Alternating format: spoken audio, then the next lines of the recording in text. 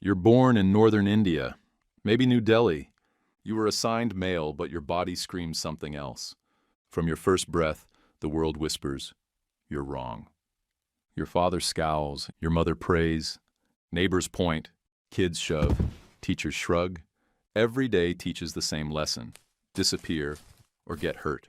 By 10, slaps and taunts have taught you to shrink. By 12, even your reflection scares you. Someone who doesn't exist stares back. You start counting the days you survive without being hit, without being humiliated. By 15, the numbers are fewer than you'd like. Then they find you, a group of Hijras, saris bright as fire, their eyes lined black as coal. They laugh on a dusty street like they own it. They call your name. You hesitate. Your father's belt still stings. Your mother's tears have dried on her cheeks. You go. They inspect you like fragile glass and ask you to tilt your chin. They whisper a new name in your ear and braid your hair. Drape a sari that won't fall no matter how hard the wind, or the world, tries to knock you down. Then comes the ritual. The elders tell you it's not just cutting, but rebirth.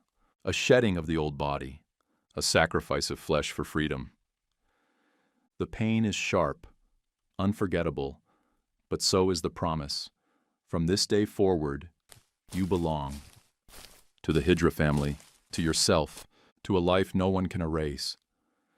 The flat under the flyover smells of incense, hair dye, and peeling paint.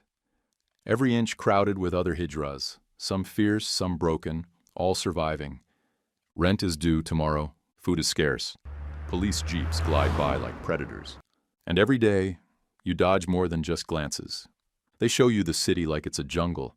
Traffic lights become your stage. Weddings, your stagehands. The temple courtyard, your classroom. Each step is a test. Bow too low and someone steals your spot.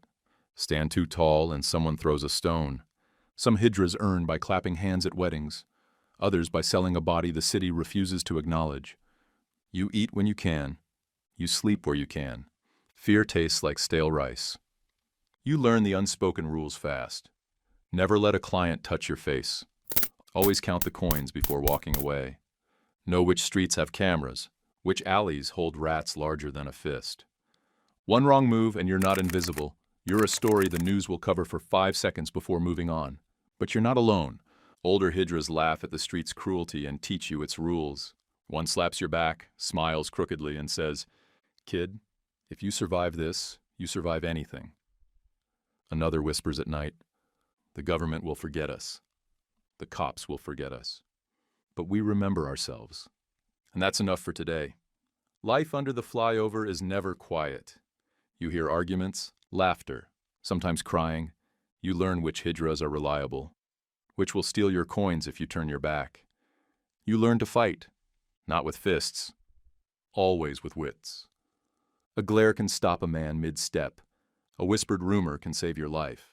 You practice small manipulations because the city rewards cunning, not kindness. Night comes. The city quiets just enough for dreams. You catch yourself staring in a cracked shop window, sari draped, bangles jingling. But the person in the reflection doesn't smile back. Someone who doesn't exist stares from the glass. Some nights, hope sneaks in. You hear about a Hijra who got a government job. A girl from another city living without hiding. One became a model on TV. You imagine yourself there. For a moment, the impossible seems real. Then reality hits. A fever. A client refusing protection. A mob deciding you don't belong in the courtyard. And suddenly the fragile line between surviving and vanishing snaps. Sometimes, small victories feel huge. A temple priest nods respectfully instead of pushing you away. A shopkeeper lets you sit inside for shade. A client pays full without complaint. You remember these moments like sunlight on a rainy day. Fleeting and precious, grief and anger sharpen into fire. You start organizing. Whisper to journalists. March in pride parades with signs no one wants to read. File complaints the government can't ignore. Stand up to cops who try to intimidate you. Teach the younger ones how to read. Fight for ID cards that match your name. Fight for dignity. Fight so the next kid at the bus stop doesn't have to choose between being themselves and being alive. You watch other Hijras leave the flat, some to marriage, some to violence, some to disappear into the city's appetite. And yet you stay. You learn to negotiate, to bluff, to charm, to survive. Each day adds a layer of armor you never wanted, but can't live without. Years pass, friends vanish, streets change, and the city swallows new faces every day. But you're still standing, not untouchable, not safe. But here, bangles jingling like warnings and promises. Your name might never be in textbooks, but the girl at the traffic light sees you and knows she isn't alone.